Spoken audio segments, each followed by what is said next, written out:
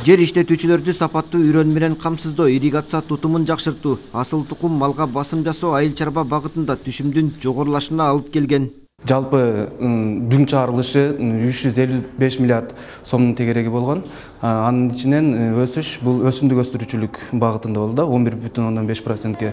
Өсүмдүк өстүрүүчүлүктөрдүн ичинен дан эгиндери көп өстүрүлдү. Дан эгиндери 1 миллион 800 миң тоннадан ашык өндүрүлдү.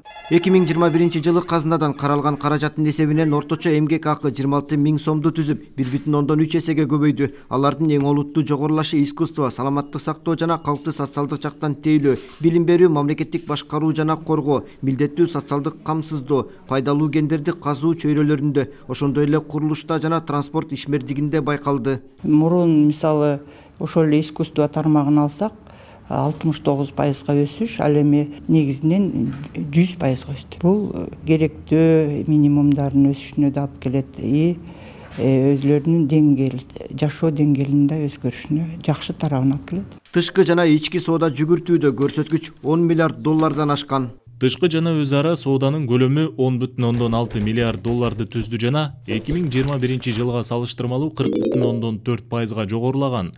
Мында экспорттук жөнөтүүлөр 22,4%га азайган, ал эми импорттук келип түшүүлөр 1,7 эсеге өстү.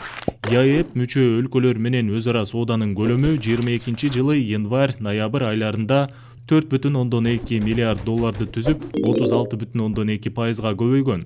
Мында 10 ай аралыгында экспорттук жөнөтүүлөр 1,9 эсеге, импорттук келип түшүүлөр 1,2 эсеге жогорулаган. ЕАЭП менен болгон сооданын эң чоң үлүшү Россияга 71,8% жана Казакстанга 25,9%га туура келет. Мамлекет социалдык объектилердин курулушунда басым жасап, калкка ыңгайлуу шарт түзүүгө күч жумшаган. 1330 орунду 18 мектепке чейинки мекеме пайдаланууга берилди. 3,7 миң орунду 12 жалпы билим берүү мектеп жана 2 курулуш ишке кирилди. Нарын жана Чүй областтарын, ошондой эле Ош шаарын кошпогондо республиканын башка бардык региондорунда мектептер колдонууга берилди. Дүйнөдөгү абалга байланыштуу керектөө бааларынын жана тарифтердин өсүшү 15%га жакындаган, айлык акынын өз убагында көбөйүшү элдин жашоо турмушунун оңолушуна оң таасирин тийгизди. Уланбек Тыйканбаев, Алмаз Нурманбетов, Ала Тоо 24.